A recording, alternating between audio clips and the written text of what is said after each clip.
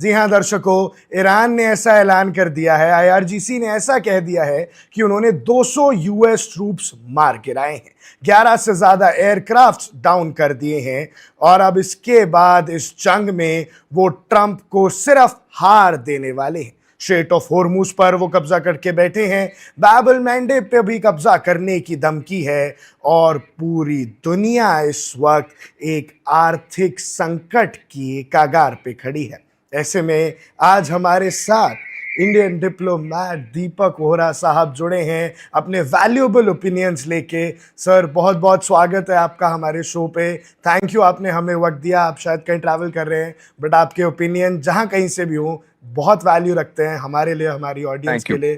तो सर, बहुत बहुत स्वागत है आपका हमारे शो पे। आपका बहुत बहुत धन्यवाद कि आपने मौका दिया है। मैं जयपुर से दिल्ली आ रहा हूँ हाईवे पर, एक्सप्रेसवे पर, जो बहुत स्मूथ है। नहीं तो इतनी नॉर्मली अगर दूसरे रूट से आता तो पूरी डांस कर रहा होता आपके स्क्रीन पर। जी जी पर इस समय आप बड़ा स्मूथ मूवमेंट देख रहे हैं। बेटा, आपने जो बात की है ईरान की और यूनाइटेड स्टेट्स की, ये बहुत अच्छी चीज है कहना कि पूरी दुनिया पर संकट है, आर्थिक संकट है। मुझे ये बताइए, पहले मैं तो इकोनॉमिस्ट हूँ बाय ट्रेनिंग। अमेरिका में क्या होने वाला है? मैं सुनता हूँ कि वहाँ डिप्रेशन होने वाला है और वहाँ पे बहुत बड़ी अमेरिका की आर्थिक स्थिति बड़ी कमजोर हो जाएगी, और रिसेशन आने वाला है। फिर डिप्रेशन की बात करते हैं। जिन लोगों को कोई आइडिया नहीं है कि डिप्रेशन क्या चीज होती है, उसका बहुत वो शोर मचाते हैं। डिप्रेशन होता है जब आपकी इकोनॉमी कॉन्ट्रैक्ट करती है by 10%। This is the normal definition. I am an economist by training. Regression analysis में मेरी स्पेशलाइजेशन है। जब आपकी इन्फ्लेशन इंक्रीजेस बाय 10%, ये क्लासिक डेफिनेशन होती है ऑफ अ डिप्रेशन। जी आपके बैंकिंग सिस्टम में तकलीफ होती है, आपके लोगों को जो उनका खर्चा है उसमें तकलीफ होती है। That's called a depression. अब अमेरिका के बैंक्स आर कैपिटलाइज्ड, अमेरिका की इकोनॉमी इज ग्रोइंग, उसकी जो मिलिट्री इंडस्ट्रियल कॉम्प्लेक्स है it is booming. So depression का चांस नहीं है वहां पर। जो मर्जी लोग कहें, those who don't understand economics ये चीजें बोलेंगे। What is going to happen however is, जो प्रेसिडेंट डोनाल्ड ट्रंप है, इन्होंने जो भी कहा है कि ये हो रहा है वो हो रहा है, ईरान ने जो भी दावे किए, इस दावे को कोई वेरीफाई नहीं कर सकता। एक होता है इमोशनल रिस्पॉन्स, एक दूसरा होता है इंटेलेक्चुअल असेसमेंट। तो मेरी असेसमेंट ये है कि जो भी ईरान कर रहा है, आप मान भी लीजिए मैंने 200 मार दिए, 500 मार दिए, मैंने उसके 25,000 एयरक्राफ्ट गिरा दिए, जो मर्जी कहिए। Reality on the ground is Iran के पास क्षमता नहीं है to damage America on American territory. आपको याद होगा बेटा, एक होता था 9/11 से पहले, एक ओसामा बिन कुछ उसका ऐसा नाम था। तो जी उसने किया था हमला न्यूयॉर्क में। और फिर आपको पता है कि when America is hit on its own territory, फिर उसका रिएक्शन क्या होता है। तो अफगानिस्तान को खत्म कर दिया, इराक को खत्म कर दिया, सीरिया में रेजिम चेंज हुआ, एटसेट्रा। अमेरिका जो इस समय कर रहा है अंडर डोनाल्ड ट्रंप, वो उसका यकीन है कि ईरान एक बहुत बड़ा खतरा है। अब आपको ये भी मालूम है कि यूक्रेन ने एक ईरानियन शिप पे हमला किया है, जी और यूक्रेन ने कहा है कि ये जो शिप था, ये रूस से यहाँ ला रहा था, वो शायद ड्रोन्स यहाँ ले जा रहा था, कंपोनेंट्स। और ये जेलेंस्की जो बेवकूफ है, यूक्रेन का राष्ट्रपति, उसने कोई 3 साल पहले 50 साल के लिए प्रतिबंध लगा दिए थे ईरान पर। बेवकूफ कहीं का सैंक्शंस। ईरान तो कांप रहा था जी, यूक्रेन मुझसे नाराज हो गया, मैं तो बर्बाद हो जाऊंगा। So this kind of nonsense we have been hearing. मेरा अपना मानना है कि इस समय ईरान, चाहे अमेरिका के पास ये मिसाइल हो, इंटरसेप्टर ना हो, एटसेट्रा, अमेरिकन मेनलैंड पे कोई हमला नहीं हो रहा है। This is clear. अगर पिटाई हो रही है तो गल्फ स्टेट्स की, और गल्फ स्टेट्स और नाराज हो गए। अब फाइनल एक नया बड़ा इंटरेस्टिंग मुद्दा आया है कि हूथी फूथी जो हैं, इन्होंने सऊदी अरेबिया की मिलिट्री इंस्टॉलेशन पर हमला किया है। इसका मतलब है कि वो पिंजड़े वाली मुनिया, वो जो बेवकूफ मुन्नी बाई क्या है, खेती मार्शल जो है जिहादिस्तान का, उसको अब निर्णय लेना पड़ेगा कि क्या मैं सऊदी अरेबिया की मदद के लिए जंग में उतरता हूं कि नहीं। दिस इज द असेसमेंट जो हम लोग अभी कर रहे हैं। बाकी जनरल साहब हैं, वो आपको अच्छी तरह से और समझाएंगे मिलिट्री जी पॉइंट ऑफ व्यू। लेकिन from an international perspective, diplomatic perspective, Iran जो है वो इस समय इस सिचुएशन में नहीं है कि अमेरिका को और ज्यादा नुकसान पहुंचा सके डायरेक्टली। बाकी उसके जो फ्रेंड्स हैं गल्फ में, आप उनको ठोक रहे हो, वो आपसे नाराज हो जाएंगे। वो सब चाहते हैं कि अमेरिका वहीं पर रहे, क्योंकि अगर वो चला गया अमेरिका, दुकान बंद करके, तो फिर तो ईरान इनको जीने नहीं देगा।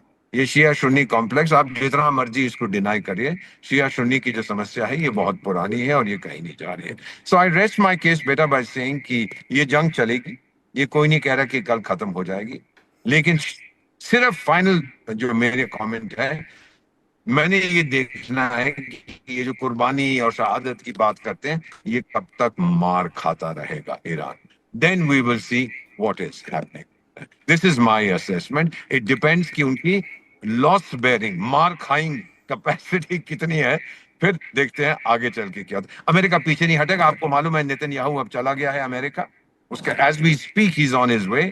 उसकी ट्रम्प के साथ मीटिंग होगी, उसने कहा है कि हम लोग फाइनली बहुत इंपॉर्टेंट डिस्कशंस करेंगे एटसेट्रा एटसेट्रा। इसका यही मतलब है कि जब भी वो जाता है वॉशिंगटन, बेटा ये हमने देखा है, उसके बाद कोई बड़ी चीज होती है अगेंस्ट ईरान। तब देखते हैं इसका, इस विजिट का क्या परिणाम। जी जी सर, हमारे साथ मेजर जनरल राजन कोचर जी भी जुड़ गए हैं। सर बहुत बहुत स्वागत है वेलकम आपका। जनरल साहब। सर पहला पहला वेरी मच सवाल सर। आपने शायद मिस कर दिया था, एक बार फिर से दोहरा देता हूं कि सर ईरान ने ये दावा गो कर अहेड। दिया है कि 200 यूएस ट्रूप्स उन्होंने मार दिए, 11 से ज्यादा एयरक्राफ्ट तबाह कर दिए। एंड जो अटैक्स हम रोज देख रहे हैं, कभी जॉर्डन पे, कभी बहरीन पे, कभी कुवैत पे, अब बतौर डिफेंस एक्सपर्ट मैं समझना चाहूंगा sir, it is very hard to trust anybody, क्योंकि वहां ट्रम्प कहते हैं कि हमारे तो 2 ही सैनिक मरे और वहां 200 कहा जा रहा है। तो 2 और 200 के बीच के फासले में बतौर डिफेंस एक्सपर्ट सर क्या आपकी क्या राय है कि कौन सच बोल रहा है और कौन कितना झूठ बोल रहा है? जय हिंद। और एक ये अम्बेसडर वोरा को भी जय हिंद मेरी तरफ से। ये देखिए, ये जो असेसमेंट्स होती है ना लड़ाई में, ये स्पेकुलेटिव होती हैं, बिकॉज आप कहीं पर भी आप इसको वेरीफाई नहीं कर सकते हैं जब तक अमेरिका इसको एक्सेप्ट नहीं करता है। देखिए, आपने पाकिस्तान और इंडिया के बीच में भी जब सिंदूर हुआ था तो ऐसे काउंटर क्लेम्स हमने उस टाइम भी सुने थे। तो ये ईरान अगर बोलता है कि 200 यूएस सोल्जर्स को मार दिया, तो उसके पास एक डेफिनेट प्रूफ है क्या?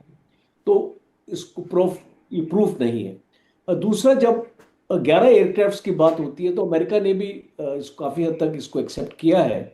अब अब आप देखिए, जब आप हजारों शॉटिंग्स करेंगे, व्हाट इज 11 एयरक्राफ्ट? आप मुझे बताइए, अगर आप एक लंबी जंग में जाते हैं और अगर आप सॉर्टेड टू एयरक्राफ्ट रेशो अगर आप निकालते हैं और अगर आपने हजारों शॉटिंग्स किया हुआ है वहां पे, तो 11 एयरक्राफ्ट तो एक डेसिमल पॉइंट की तरफ ही जाता है।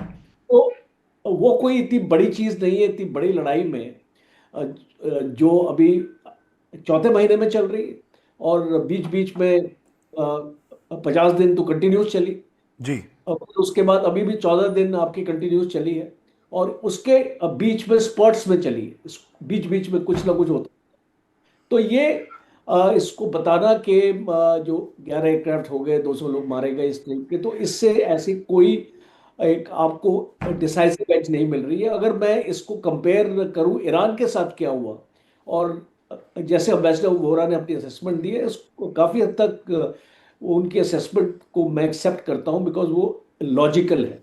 जी जो भी चीज़ आपको समझनी होती है आपके व्यूअर्स को, उसमें एक लॉजिक होना चाहिए। और इसको लड़ाई में हम देखते हैं, वेस्टर्न मीडिया भी कुछ बोलेगा, ईरानियन मीडिया भी कुछ बोलेगा। अब एक मैं ऑस्ट्रेलियन के साथ था, वो एक्चुअली अमेरिकन ऑस्ट्रेलियन था वो, and he was speaking from Australia. Okay अच्छा, वो एक स्टेटमेंट दे रहा था कि ईरान में 45,000 लोग मारे गए। तो अब आप देख सकते हैं कि ये किस टाइप की डिस्टॉर्शन है स्टेटमेंट्स में, बिकॉज कहीं पर भी ऐसा आप इसको प्रूव नहीं कर सकते ईरान में 45,000 लोग मारे गए। I mean, it is a very very far fetch statement. तो मैं ये स्टेटमेंट ये जो क्वेश्चन आपने मेरे से पूछा है ईरान के बारे में, और जो अभी लेटेस्ट है, जो अभी एक घंटा पहले अभी मैं ये कोई न्यूज़ देख रहा था और उसमें काफ़ी सच्चाई मुझे नज़र आ रही है। अभी एक कतर और पाकिस्तान का जो प्रपोजल है जी। वो बन के दोनों को दिया गया था, और इस अमेरिका का भी उसका जवाब आ चुका है और ईरान का भी उसका जवाब आ चुका है। तो मुझे ऐसा लगता है, क्योंकि 3-4 दिन से आप देख रहे हैं यहाँ पे कोई भी या ऑफेंसिव एक्शन नहीं हुआ है, इसको नहीं, या तो अमेरिका की तरफ से या तो ईरान की तरफ से। तो मैं ये एक इसका एनालिसिस दे सकता हूं कि एक बातचीत की तरफ ये लोग बढ़ना चाहते हैं, बिकॉज यू अमेरिका भी, और इसको दूसरी एक चीज मैं इसको ये भी एक्चुअली सुन रहा था कि इस लड़ाई खत्म होने से पहले अमेरिका का एक बहुत बड़ा एक्शन होने वाला है। एक बहुत, अमेरिका एक्शन करेगा। हाँ हाँ, मेजर स्ट्राइक करेगा इस लड़ाई को इसको खत्म होने से पहले, और वो एक बहुत ही डिसाइसिव एक्शन होगा। बीच में हम देख रहे थे कि एक यूरेनियम जो इनके पास एनरिचमेंट है 450 केजी का, उसकी लोकेशन अमेरिका ने पिन पॉइंट कर ली है। अब उसके ऊपर कैसे अटैक करेगा, कब अटैक करेगा, ये एक स्पेकुलेटिव के दायरे में आएगा, तो इसलिए मैं कमेंट नहीं कर पाऊंगा। पर जहां पे मैं देख रहा हूं कि जंग अगर ये बंद भी हो जाती है, और जैसे अम्बेसडर साहब ने कहा कि इजराइल जो नेतन्याहू है वो अमेरिका को विजिट कर रहा है, और जब भी वो विजिट करता है उसके पास कोई जादू है, मुझे लगता है वो ट्रम्प को कन्विंस करके आएगा। देखना आप, कि अटैक इसको कर दे। कुछ ना जी। कुछ एक वो जो होता है ना, दैट डाइस इज लोडेड, तो वो उस तरीके से जाता है, और जब वो फेंकता है डाइस तो उसमें 6 नंबर ही आते हैं। तो इसको जैसे लूडो की गेम खेलते हैं ना अब, या स्नेक्स एंड लैडर्स की गेम खेलते हैं कि उसको डाइस अगर आप फेंकेंगे तो 6 नंबर आएंगे, तो आपके इमीडिएटली आप जी। एक इसको नेक्स्ट स्टेप पे चले जाएंगे। जी, तो ये तो इसको एक थ्योरी भी चलती है कि नेतन्याहू के पास कोई सीक्रेट्स हैं डोनाल्ड ट्रंप के, इसलिए हमेशा वो से कोई उनके मैं काम निकलवा मैं लेते वो हैं। थ्योरी को मानता नहीं हूँ, because at that level and that head of जी। स्टेट कोई इसको सीक्रेट्स के ऊपर आप ब्लैकमेल नहीं कर सकते लोगों को। ये प्राइम मिनिस्टर मोदी के बारे में भी मैं सुन रहा था, उनको भी लोग बोल रहे थे एप्स्टीन फाइल्स का प्रेशर है और ये सारी चीजें। मैं इन चीजों को मानता नहीं हूँ, because at that level it doesn't matter, और इसको ना ही ये चीजें सच होती हैं। तो जी। ये एक्चुअली बेसिकली जो मीडिया वगैरह है ना, अपनी व्यूअरशिप के लिए करता है ऐसे ऐसे सेंसेशनल न्यूज अपने प्रोग्राम में दिखाता है, तो वो तो इसको मीडिया का काम है, इसको मीडिया करेगा। तो अब मैं इसको कंक्लूड करता हूँ अपनी आर्गुमेंट यहाँ पे कि इसको मुझे लगता है कि डेफिनेटली एक चांस बन रहा है बातचीत का, बट मच विल डिपेंड जो अभी नेतन्याहू और ट्रम्प के बीच में बात है, बिकॉज ये हो सकता है कि बातचीत के बाद पूरा सिनारियो ही बदल जाए, और जो पूरा इसको सिनारियो बदलने के चांसेस भी बहुत ब्राइट है। बिकॉज जैसे अम्बेसडर वोरा भी बोल रहे थे कि जब भी इनकी मीटिंग होती है उसके बाद कोई ना कोई एक मेजर एक्शन हमको देखने को मिलेगा। मुझे लगता है वो मेजर एक्शन इस वो हो सकता है जहां पे यूरेनियम स्टॉक पाइल्स के ऊपर एक मौका अमेरिका लेगा, इसको मुझे लगता है छोड़ेगा नहीं।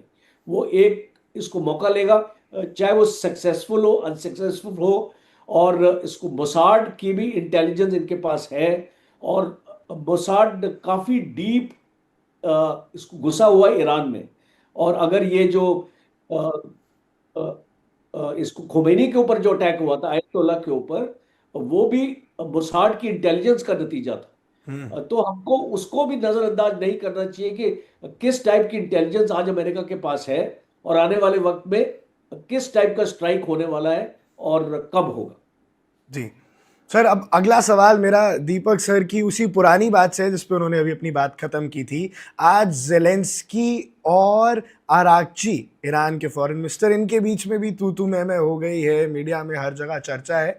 लेकिन अब यहाँ पे ऑडियंस ये जानने में इंटरेस्टेड है कि यूक्रेन और ईरान अगर आमने सामने आ जाएंगे तो सब 2 से 4 करके गणित जोड़ रहे हैं। रशिया से यूक्रेन वैसे ही लड़ रहा है, रशिया यूएस वैसे भी लड़ने को तैयार बैठे हैं, ईरान की स्टार्टिंग से हेल्प कर रहा है Russia, and even China back channel support के थ्रू, ऐसा कुछ रिपोर्ट्स का कहना है, सैटेलाइट इमेजरी से, इंटेल से।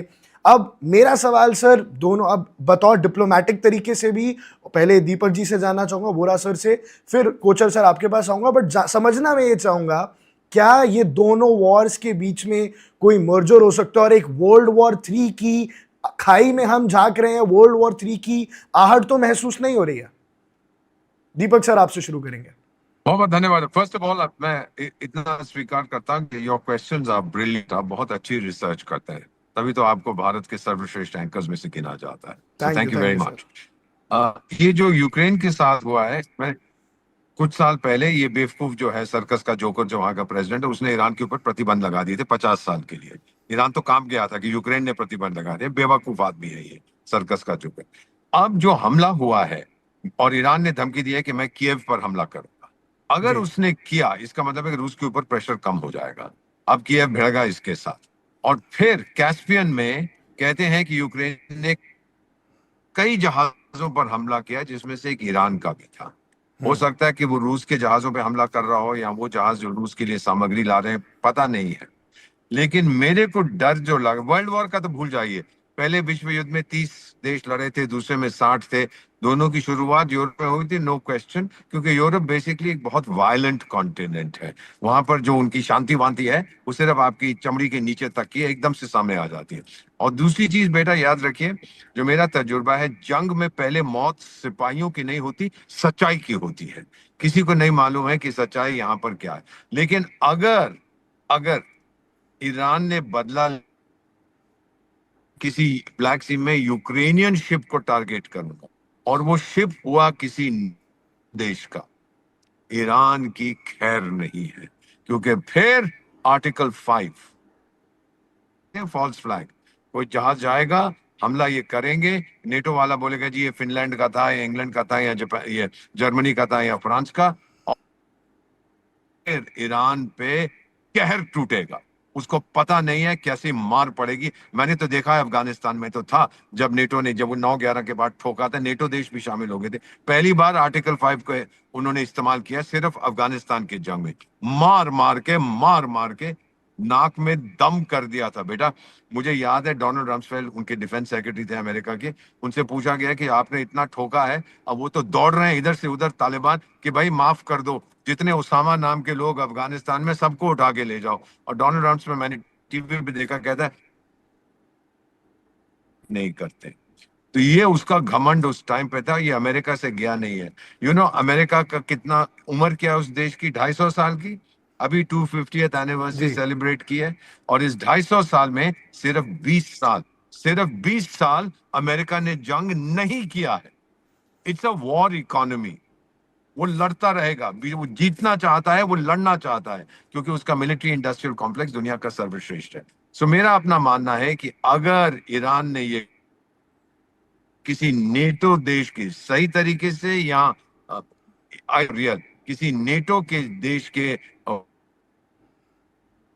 उस पे हमला हुआ, ईरान की खैर नहीं है। फिर जितना मर्जी बोलता रहे हम शहादत में है, ये है वो है, कोई उसकी हेल्प नहीं करेगा। और नेटो की ताकत वो देखेगा। बेटा मेरा मानना है, नेटो ने शुरू में कह दिया था कि हम अमेरिका की मदद नहीं करेंगे, लेकिन नेटो को मालूम है कि अगर अमेरिका नहीं है तो नेटो नहीं है, उनकी कोई ताकत नहीं। और मैं आपसे ये भी अनुरोध करूंगा, जो दूसरे विश्व युद्ध में 1941, उस समय अमेरिका के जो राष्ट्रपति थे रूजवेल्ट, उन्होंने ये नया कानून, एक प्रोग्राम बनाया था, लैंड लीज कहते हैं। उन्हें याद रखिए, ये अमेरिका के बारे में, उन्होंने हथियार दिए थे ब्रिटेन को, चाइना को, सोवियत संघ को, बहुत सी चीजें दी थी, मुफ्त में नहीं दी थी। बोला अभी ले जाओ, लेकिन ईएमआई आपको बाद में भरना पड़ेगा। और ये 2006 में आखिरी पेमेंट की थी ब्रिटेन ने, उसने, क्योंकि सोवियत संघ टूट गया, रूस सक्सेसर था, आखिरी पेमेंट की थी अमेरिका। हाँ, ये था कि कुछ कम पैसे किए, कुछ नेगोशिएशन, लेकिन जो लैंड लीज प्रोग्राम उसका था, वो बड़ा ही बिजनेस माइंडेड का प्रोग्राम। और अमेरिका यही करेगा इस बार भी। अमेरिका जो यूक्रेन को हथियार दे रहा है, अमेरिका फ्री में नहीं जा रहे, इसके पैसे कोई देगा। और इसको, इस सर्कस वाले को पता नहीं है कि क्या करना पड़ेगा। सो मेरी अपनी फीलिंग, जो आपने सवाल उठाया है, कि अगर ईरान भिड़ गया डायरेक्टली यूक्रेन के साथ, और उसमें कोई वहां के विदेशी ट्रूप्स जो है नेटो किसी देश के, या उनकी सामग्री, या उनके वेपन्स, या उनके पानी के जहाज, या उनके एयरक्राफ्ट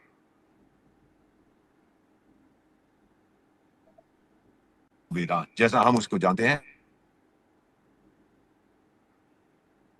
दीपक खाने की सर, कैपेसिटी आपका अफगानी, माय नेटवर्क फैमिली थोड़ा कम्स सा फ्रॉम फ्लिकर अफगानिस्तान। कर रहा है। तो जी अभी प्लीज आवाज आ कंटिन्यू। रही है मेरी? हाँ आवाज जी, आ रही थोड़ा है? फ्लिकर किया, बट प्लीज आप कंटिन्यू कीजिए। ओके, मैं इतना ही कहूंगा कि बेटा मैंने अफगानिस्तान में देखा तालिबान की और अफगान लोगों, my father was a Pathan, उन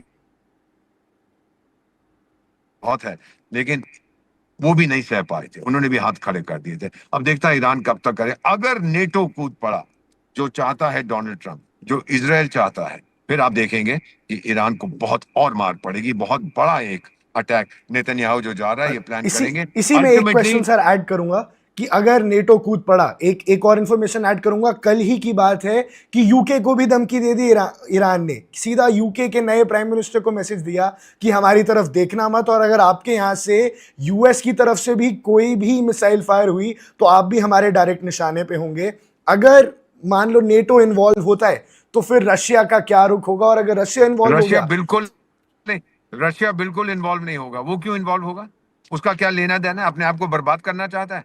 नॉट एट ओके। ऑल। ये बेटा ओके। मैं आपको बताता हूं, जी। लॉयल्टी, ये जो वफादारी होती है ना इंटरनेशनल रिलेशंस में, अगर बेटा आपको वफादारी चाहिए तो बाजार से कुत्ता खरीद के ले आइए, आपको तब वफादारी मिलेगी। No question at all. रूस कभी नहीं कूद, किस लिए? नेटो से जी। अभी तक क्या ख्याल है? वो कहता है मैं तो नेटो से लड़ रहा हूं यूक्रेन में, और डायरेक्टली जाएगा? नहीं सर, ये नहीं करेगा। उसका कोई इंटरेस्ट नहीं है इसके अंदर। वो अपनी ताकत वापस लाने की कोशिश कर रहा है। अमेरिका अपनी ताकत को दुनिया को दिखाने की कोशिश कर रहा है, और नेटो फिर अपना कोहिजन, अभी तो उसके पास कोई कॉमन दुश्मन नहीं है। रूस है बट इनडायरेक्ट, डायरेक्टली कोई नहीं। ईरान ने हमला किया तो नेटो को डायरेक्टली एक दुश्मन मिल जाएगा, और फिर वो छोड़ेंगे नहीं ईरान। आई मीन और दैट फिर इज व्हाट असेसमेंट है। एंड बैक चैनल से यूएस का सपोर्ट तो रहेगा ही। कोचर सर, हंड्रेड आप इस परसेंट बारे में क्या सोचते यूएस तो हैं नेटो का कि। सदस्य है, वो तो डायरेक्टली आ जाएगा। जी जी।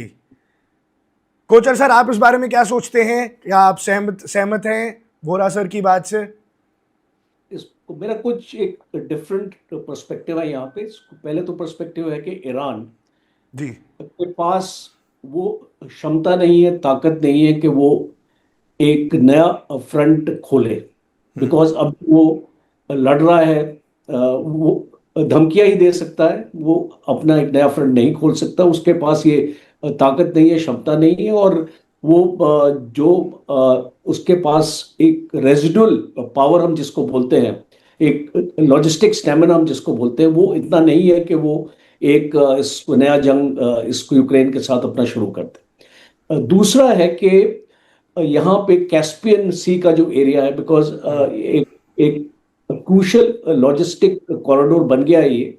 और खास तौर पे ईरान जो ड्रोन सप्लाई कर रहा है रशिया को, बिकॉज ये एक इसको बहुत अहम एक एक मिलिट्री हार्डवेयर का सपोर्ट रशिया को मिल रहा है। तो Ukraine is with in its rights. देखिए, आप एक वॉर जोन में आ रहे हैं। वॉर जोन में अगर आप अपने दुश्मन के लिए सामग्री लेके आ रहे हैं, या उसको एक सपोर्ट के लिए अगर अपनी ये मर्चेंट वेसल्स अगर आप भेज रहे हैं, तो यूक्रेन को भी कहीं ना कहीं से इंटेलिजेंस है। बिकॉज अमेरिका भी दे रहा होगा उनको इंटेलिजेंस कि इस तरीके की एक्टिविटी हो रही है, और वो well with in their rights है इस शिप के ऊपर अटैक करने के लिए। और इसलिए यूक्रेन ने इस अटैक का डिनाई भी नहीं किया है। तो वो चीज साफ है कि इसको ईरान भी समझता है कि वो इसको रशिया को शिप्स क्यों भेज रहा था, किस लिए भेज रहा है लड़ाई के टाइम पे।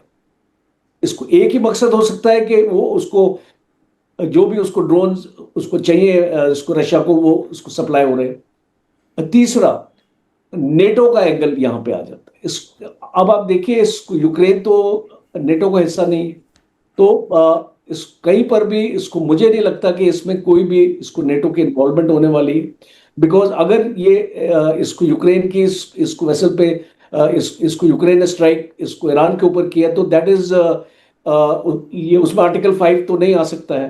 तो जो अम्बेसडर वोरा ने बताया वो एक डिफरेंट चीज है। वो बोलते हैं कि एक फॉल्स फ्लैग ऑपरेशन दिखाया जा सकता है। उस फॉल्स फ्लैग ऑपरेशन में यह बताया जा सकता है कि ये जो शिप है आपका फिनलैंड का था, बट वो इतना आसान नहीं है। बिकॉज यू सी आजकल के जो आपका इसको सर्वेलेंस है, आपके पास सैटेलाइट्स हैं, आपके पास इमेजेस हैं आपके, और आप इसको मॉनिटर कर, रशिया भी मॉनिटर कर रहा है और इसको अमेरिका भी मॉनिटर, उनके पास भी सैटेलाइट्स हैं। तो आप एक बड़ी शिप को एक फॉल्स फ्लैग ऑपरेशन नहीं कर सकते। एक फॉल्स फ्लैग ऑपरेशन हो सकता है कि आपने एक मिलिट्री अटैक कर दिया या कुछ इस तरीके का कर दिया और आप इसको इल्जाम लगाए जाएं कि नहीं ये तो आपने अपने आप ही करवाया है, वो एक इसको डिफरेंट इसको चीज है। But in the high seas ये इतना आसान नहीं होगा इसको एक फॉल्स फ्लैग ऑपरेशन का नाम देना। और इसीलिए मुझे लगता है, इसलिए मैं थोड़ा इसको डिफर करता हूं इस पॉइंट ऑफ व्यू से कि इसको यहाँ पे इसको नेटो का कोई इन्वॉल्वमेंट इसको मैं देखता नहीं हूं। और जहां पे आपने यूके की बात करी कि आपने इसको ईरान ने धमकी दी है, तो वो इसको इसको विद इन इट्स राइट है कि अगर आप जो इसको अमेरिका को लॉन्चिंग पैड्स देंगे अपने बेसिस से, तो आपके बेसिस भी वल्नरेबल बनेंगे। जैसे कि यहाँ पे गल्फ कंट्रीज के इसको बेसिस पे अटैक हो रहा है, जैसे कि आपने जॉर्डन में देखा, आपने सऊदी अरेबिया में देखा, इसको यहाँ पर भी अटैक्स हुए हैं।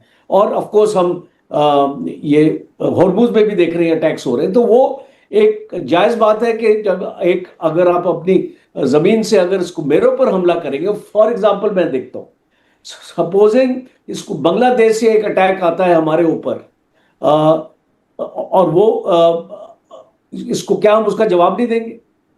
या इसको नेपाल से कोई अटैक आता है, कोई इसको चाइना इसको यूज करता है, इसको नेपाल को हमारे ऊपर एक इसको मिसाइल लॉन्च करने के लिए, क्या हम उस इसको मिसाइल को न्यूट्रलाइज नहीं करेंगे, या इसको जहां से वो फायर हुई है वो इसको फायर बेस को खत्म नहीं करेंगे?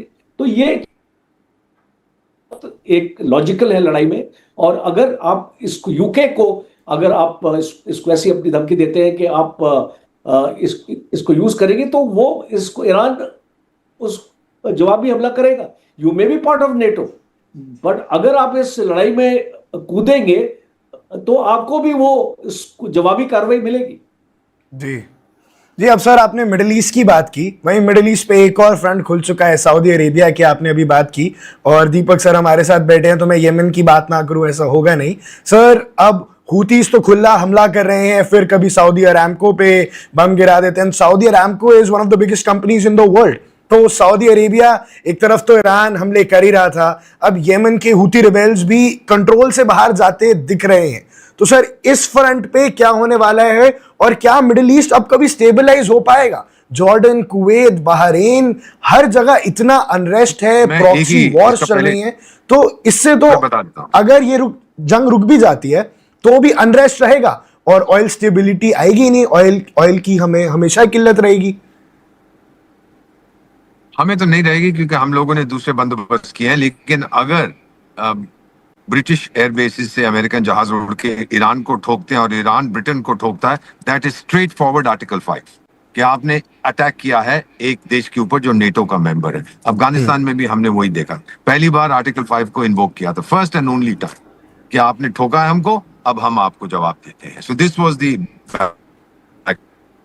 चल थोड़ा हूती रिबेल्स और येमेन सऊदी अरेबिया के बीच जो चल रहा है उस पे 25 हाँ मैं आ रहा हूँ, 25 साल मैं उस एरिया में रहा हूँ जी, इन द मिडिल ईस्ट, और ये लोग लड़ रहे हैं। I have spent time there. ये हूती फूती जो है ना, जब मैं वहां पे था अबाउट 15 ईयर, तो टॉप क्लास यूनिफॉर्म्स पहनते हैं जो ईरान से आते हैं।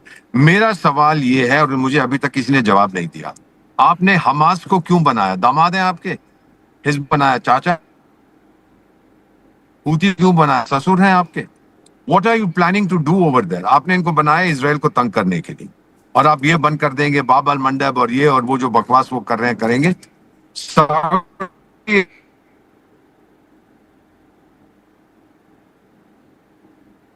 जिहादिस्तान और पाकिस्तान से भी कहा था आप भी हमारे साथ मिल जाइए, एयर स्ट्राइक्स हम करेंगे, क्योंकि जो इलेक्टेड सरकार थी मंसूर अल हादी, मैं मिला हुआ था उनसे जी, उसको हटा के दफा करके हूतीज आ गए थे। 90% ऑफ द कंट्री तो हूतीज के कंट्रोल में आ गया था। तो इन्होंने एयर बॉम्बार्डमेंट कई महीनों तक चला, और संयुक्त राष्ट्र संघ का वो जो बेवकूफ सेक्रेटरी जनरल है वो कहता था दुनिया की वर्स्ट ह्यूमैनिटेरियन क्राइसिस हो रही है यमन में, बहुत बुरी हालत थी उन लोगों की, दवाइयां नहीं थी, भोजन नहीं था, कुछ चीज तो है, अब वो लड़ेंगे ना बेटा, वो करना, वो दिखा।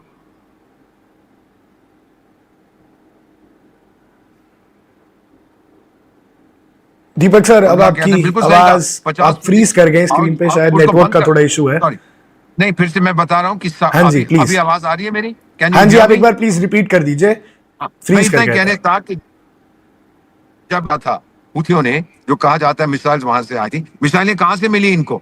50% जो सऊदी अरेबिया की आपने शट डाउन कर दी थी ऑयल प्रोड्यूसिंग कैपेबिलिटी, फिर उनको 4-5 दिन लगे थे उसको वापस लाने में। ये जो आपने किया था, ये आपको सारी सामग्री ईरान से आई है, ये कोई सीक्रेट नहीं है, ये कोई नहीं डिनाई करता इसको, ये खुद ही जो है, जो कुछ इन्होंने किया है सब ईरान के कहने पर किया है। तो इसीलिए मेरा मानना है कि ईरान और बुरी तरह से फंसता जा रहा है, क्योंकि अगर आपका दुश्मन नहीं है, मान लीजिए कल इसराइल उठ के चंद्रमा पर चला जाता है, तो ये जो बाकी मुल्क हैं, ये मुझे जब मैं पेरिस में पढ़ता था, यासिर अराफात पीएलओ के आए थे, भाषण देते हुए हमें संबोधित करते हुए बोला जब तक इसराइल है तो हम सब मिलके उनसे लड़ेंगे। मान लीजिए इसराइल उठ के ब्राजील चला जाता है, फिर हम आपस में भिड़ेंगे। ये हमारी परंपरा है अरब लोगों की, ये बात वो कर रहे हैं। सो माई ओन फीलिंग इज कि हूथीज जो हैं ये तंग करेंगे, क्योंकि अब ईरान जिस तरह से कमजोर होता जाएगा, ये उनको हूथीज और हिजबुल्लाह, हमास तो अपना फुदकना चाहते हो करियो। अब तो हम हिजबुल्लाह भी कम हो रहा है क्योंकि इसराइल घुस गया लेबनान के अंदर। Sir finally let me put it to you like this, ultimately जंग में उसकी जीत होती है जो जीत जाता है। था हिटलर की एक चीज मुझे हमेशा याद आती है, God is on everybody side, भगवान सबकी तरफ है, लेकिन भगवान उनकी तरफ ज्यादा है जिनकी बहुत शक्तिशाली फौज होती है। और अल्टीमेटली किसने गलत किया किसने सही किया डजंट मैटर।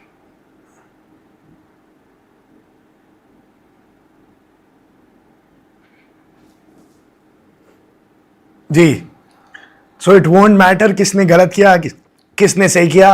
अब शायद थोड़ी सी नेटवर्क इश्यूज आ रहे हैं दीपक सर के साथ, आपके कमेंट्स चाहूंगा सर। मिडिल ईस्ट में अब शांति दोबारा कभी आ पाएगी? राजन सर आपसे चाहूंगा कि अब कितना टाइम और लग जाएगा मिडिल ईस्ट को रीबिल्ड करने के लिए, अपने आप को, और अब ये जंग आपको कहां जाती दिख रही है? मेरा आखिरी सवाल भी यही होगा कि अब ये जंग from Iran perspective and from America perspective कहां जाती दिख रही है? आपने आप बोला कि पीस हमें होती हुई दिख रही है, बट सर ईरान की आदत रही ना, जैसे ही एक हमला होता है वो रिटेलिएट करते हैं, तो अगर वो यूरेनियम साइट्स उन्होंने ढूंढ ली वहां हमला करेंगे भी, तो रिटेलिएशन तो सर मेरे को ऐसा लगता है कि होगा। बट आपका जो टेक है कि अब ये जंग कहां जाएगी, रुकेगी, कितनी और खिंचेगी, क्या रशिया यूक्रेन की तरह 4 साल चलती रहेगी? What is your take sir?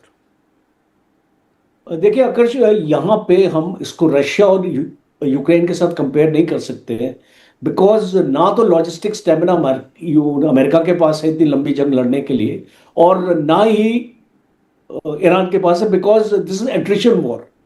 यहाँ पे इसको एमुनिशन और इस मिसाइल्स और इंटरसेप्टर इस टाइप का खर्चा आपका बहुत होता है, और आप इसको इंटेंसिटी के साथ नहीं लड़ सकते, कोई भी सुपर पावर नहीं लड़ सकता इसको। अगर आप इसको रशिया को भी बोलते हैं ना, इस टाइप की जंग अगर वो यूक्रेन से लड़ता है, तो इट्स नॉट पॉसिबल। जब आप जमीनी कार्रवाई करते हैं तो उसमें आपका डिफरेंट एक कॉन्सेप्ट ऑफ वॉरफेयर, आपकी वॉर डॉक्ट्रिन अलग हो जाती है, और आप जो इस टाइप का जो हमला जो हम देख रहे हैं और इस टाइप की इंटेंसिटी आपको नहीं मिलेगी। पर इसको यहाँ पे इंटेंसिटी एट्रिशन वॉर में बहुत होती है, और इसमें एक्सपेंडिचर भी बहुत होता है, और इसीलिए ये बोलना कि ईरान के पास अनगिनत मिसाइल्स हैं या अनगिनत ड्रोन्स हैं, उसको वो भी सही नहीं है। बिकॉज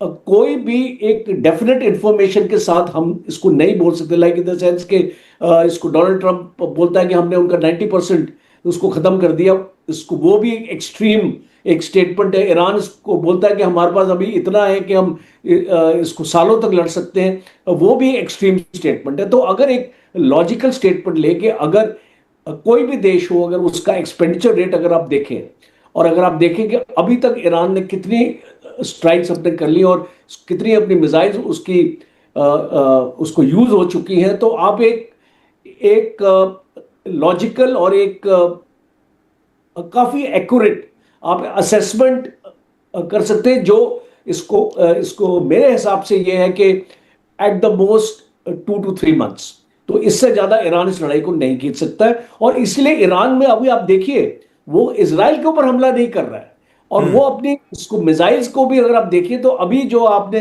14 दिन की जंग इसको देखिए लगातार में, उसमें आपने देखा इजराइल ने इसको ईरान ने अपनी लॉन्ग रेंज मिसाइल्स तो बिल्कुल यूज नहीं की है, और जो भी यूज की है जो उसकी मीडियम और शॉर्ट रेंज मिसाइल्स हैं वो जो उसके पास हैं अभी, तो एक आपको इंडिकेशन ये जरूर मिलता है कि वो कंजर्व कर रहा है अपनी इसको मिसाइल्स को, कि अगर ये लड़ाई को उसको 2-3 महीने तक भी खींचना पड़े तो उसके पास कुछ ना कुछ होना चाहिए। दूसरा, ड्रोन से आप लड़ाई नहीं जीत सकते। अगर आप इसको समझते हैं कि ईरान के ड्रोन्स अकेले ही काफी हो जाएंगे इस लड़ाई को जीतने में, इट्स नॉट पॉसिबल, बिकॉज उनके पास वो पावर, एक स्ट्राइकिंग पावर नहीं होती एक ड्रोन में जो एक मिसाइल से आप हासिल कर सकते हैं स्ट्राइक को या अपने टारगेट को डैमेज करने के लिए। तो और इसको अमेरिका का भी अगर मैं देखूं, अभी मैं एक्चुअली कल ही पढ़ रहा था, एक अमेरिकन ने लिखा है कि जो भी उनके स्टॉक पाइल्स हैं पैट्रियोट्स के और इस टाइप के इंटरसेप्टर्स हैं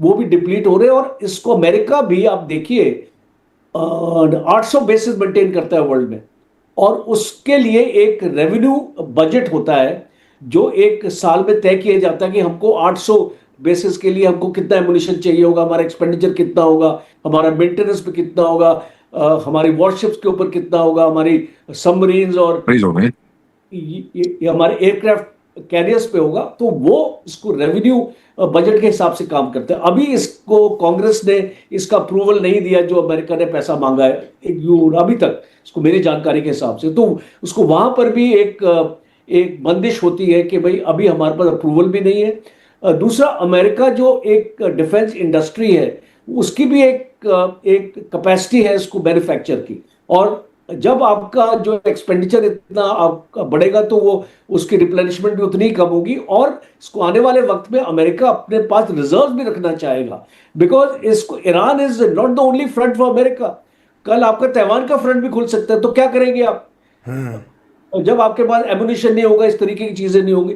तो इसीलिए अभी जो आपका सवाल है, मुझे लगता है कि एक टेम्पररी ट्रूस आ सकती है, बट ये जो एरिया है ये एक स्टेटस को नहीं मिल सकता आपको, बिकॉज आने वाले वक्त में आप देखेंगे स्टेट ऑफ हॉर्मुज, बिकॉज अब ये लड़ाई इसको कहां पे इसका फलक्रम आ चुका है, वो स्टेट ऑफ हॉर्मुज में आ चुका है।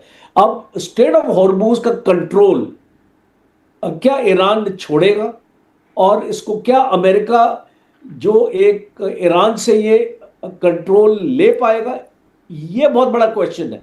बिकॉज जब तक आप कुछ सैंक्शंस जो ईरान के ऊपर है उसको रिमूव नहीं करेंगे, जैसे कि आपने बीच में किया, जो ऑयल आपने सैंक्शंस है उसको रिमूव किए, और जो उसके फंड्स हैं उसके जो उसको डीफ्रीज आप तब तक नहीं करेंगे, इसको मुझे लगता है ईरान का जो स्टैंड है वो सॉफ्टन अप नहीं होगा as far as the strait of Hormuz is concerned. Because अगर आप कुछ confidence building measures, trust deficit अगर आप उसको दूर करने की कोशिश करेंगे, और वो एक आपके एमओयू का भी हिस्सा था, बिकॉज अगर आप वो 14 पॉइंट्स एमओयू के देखें तो उसमें भी ये लिखा था कि अमेरिका करेगा, और अगर हम इस एमओयू के ऊपर अगर वापस जाते हैं, जो आज की जो इस आफ्टरनून की खबर है कि जो इस प्रपोजल गया है वो कि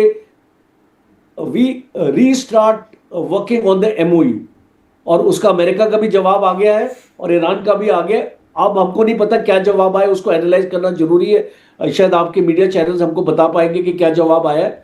तो और अगर ये एमओयू आपका रीस्टार्ट होता है तो मुझे लगता है कि एक आपके पास उम्मीद है कि आने वाले वक्त में ये स्टेट ऑफ हॉर्मुज को इंटरनेशनल वाटर का दर्जा मिले, बिकॉज अभी तो नहीं है, बिल्कुल भी नहीं है। और मैं वेट करूंगा इस चीज का। और लास्ट पॉइंट मेरा ये है, यहां पे मिडिल ईस्ट या वेस्ट एशिया में things will not be the same.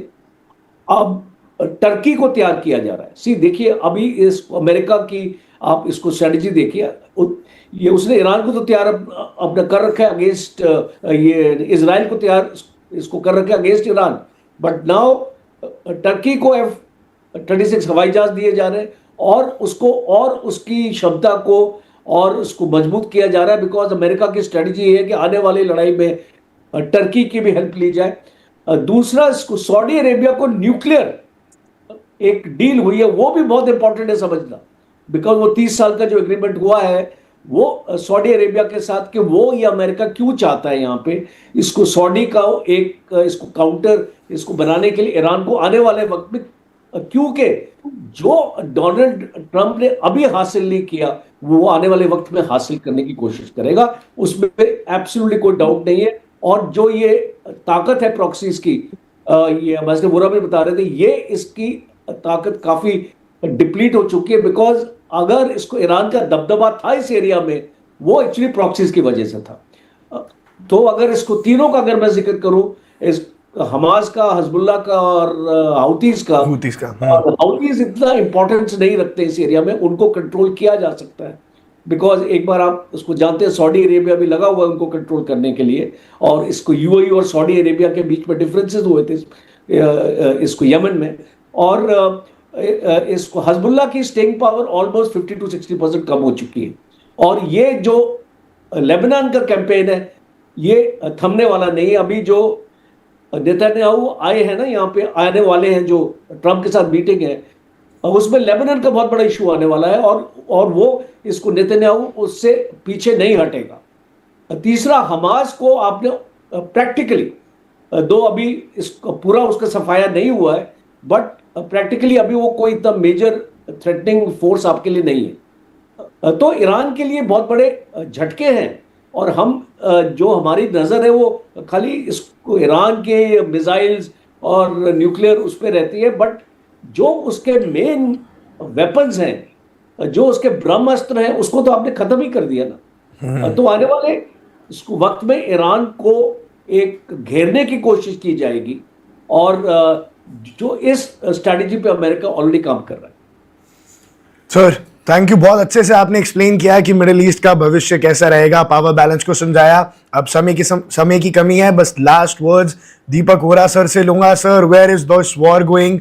What do you think, middle east में अब शांति कब लौट पाएगी? और सर ने तो कह दिया कि 2 महीने और चल सकती है ये जंग, आपका क्या नाम? जनरल साहब से ले लीजिए अगर मेरी आवाज नहीं आ जी आ रही है सर, आपकी आवाज आ रही है।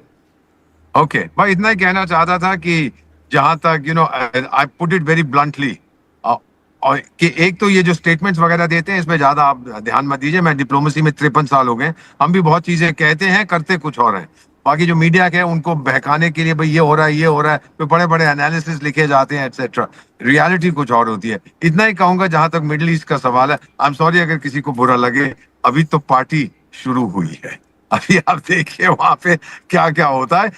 इजराइल नया चौधरी होगा उस रीजन का, और ये सारे गल्फ के देश इजराइल के सिपाही बन जाएंगे। आप देखते जाइए sir, this is my assessment after 20 very bold statement sir, but thank you so much, thank you so much for your time sir। दीपक वोरा हमारे साथ थे, मेजर जनरल राजन कोचर जी थे, बहुत बहुत शुक्रिया। दर्शकों, आप ऐसे ही देखते रहिए तरकश, बने रहिए वन इंडिया के साथ। Subscribe to One India and never miss an update. Download the One India app now.